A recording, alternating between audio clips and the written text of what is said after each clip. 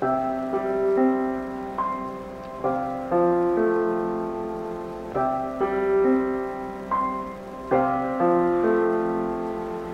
do indeed pray for God's love to abound in our lives, in the life of our congregation and other congregations, in the life of our community and our world. And I stand before you to say the greatest gift in all the world is to be loved and to love in return. This is and has been the essence of the church in my life through the years.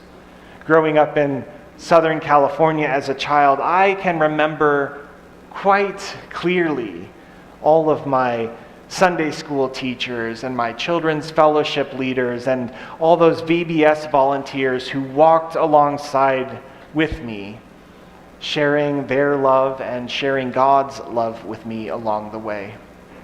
And I can remember as a middle schooler and a high school, I remember my youth pastors, Kathy and Greg. I remember my youth advisors, and I remember my youth Sunday school facilitators as they walked alongside with me, sharing their love and God's love with me along the way.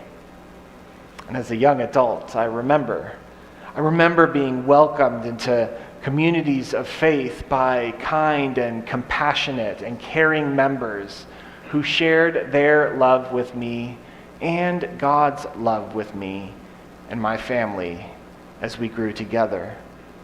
And now I stand before you, and I am here to say that the greatest thing, the greatest gift in all the world is just to love and to be loved in return. So we take time each and every week to reflect with one another. And I invite you this Sunday to consider the gift of love that has been given to you. The gift of the love of God and the gift of the love of God's people. And I invite you to respond to that gift of love by making your own commitment to God and to God's people here and there and everywhere. Perhaps your commitment will involve dropping something in an offering plate or in the little white church, sending something into the office, or giving a gift online. But perhaps you'd like to respond to God's love by sharing love with the kids of this congregation, sharing love with the youth of this congregation, sharing love with young adults and adults alike in this congregation and beyond. Or perhaps this Christmas season, perhaps you cherish being with your family and your friends, sharing love together with one another. Whatever your commitment, I invite you to make it. I invite you to make your own commitment.